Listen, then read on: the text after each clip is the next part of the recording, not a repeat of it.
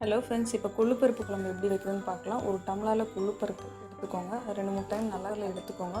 2 சொம்பு தண்ணி, 3 தக்காளி, ஒரு பச்சை மிளகா, ஒரு ஸ்பூன் எண்ணெய் ஊற்றிட்டு 1/4 ஸ்பூன் குக்கரில் 5 to 6 விசில் வச்சு எடுத்துக்கோங்க. பருப்பு நல்லா வெந்துருச்சான்னு பார்த்துட்டு அதை தனியாக வடித்து எடுத்துக்கோங்க. ரசம் வைக்கிறதுக்கு அதில் எடுத்து போட்டு வச்சுக்கோங்க. அதோட ஒரு பெரிய நெல்லிக்காய் சைஸு புளி எடுத்து ஊற வச்சுருங்க. அது இப்போ நம்ம பருப்பை தாளிச்சிடலாம். அதுக்கு கடாயை வச்சுட்டு ஒரு 2 to 3 ஸ்பூன் நல்லெண்ணெய் ஊற்றிட்டு போங்க.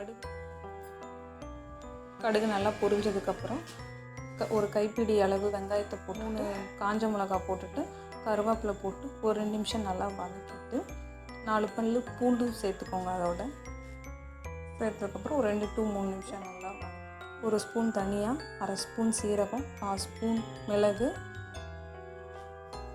போட்டு நல்லா கலக்கிட்டு ஒரு 2 நிமிஷம் நல்லா வச்சுருக்க கொள்ளுப்பருப்பை சேர்த்திக்கோங்க. சேர்த்துட்டு தேவையான உப்பு போட்டுட்டு கொதிக்கணும். ஒரு 5 நிமிஷம் கொதிச்சதுக்கப்புறம் செக் பண்ணிவிட்டு கை பொறுக்கிற சூடு வந்ததுக்கப்புறம் மிக்ஸி ஜாரில் ட்ரான்ஸ்ஃபர் பண்ணிவிட்டு ஒரு சின்ன நெல்லிக்காய் சைஸு புளி எடுத்துக்கோங்க. ஒரு பெருங்காயத்தூள் சேர்த்துட்டு தண்ணி ஊற்றாமல் நல்லா அரைச்சி எடுத்துக்கோங்க. அவ்வளோதான், கொள்ளுப்பருப்பு ரெடி. இப்போ ரசம் எப்படி வைக்கிறத நம்ம பார்க்கலாம். அதுக்கு 1/2 ஸ்பூன் 4 பல்லு பூண்டு, கருவேப்பிலை, கொத்தமல்லி தலையை 1-2 அரைச்சி எடுத்துக்கோங்க.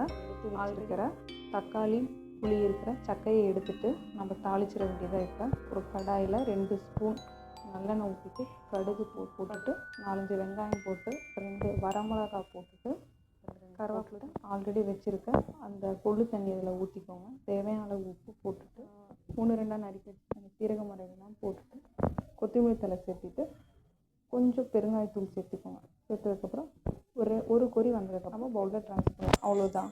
மறக்காமல் சேனலை சப்ஸ்கிரைப் பண்ணிக்கோங்க. தேங்க்யூ.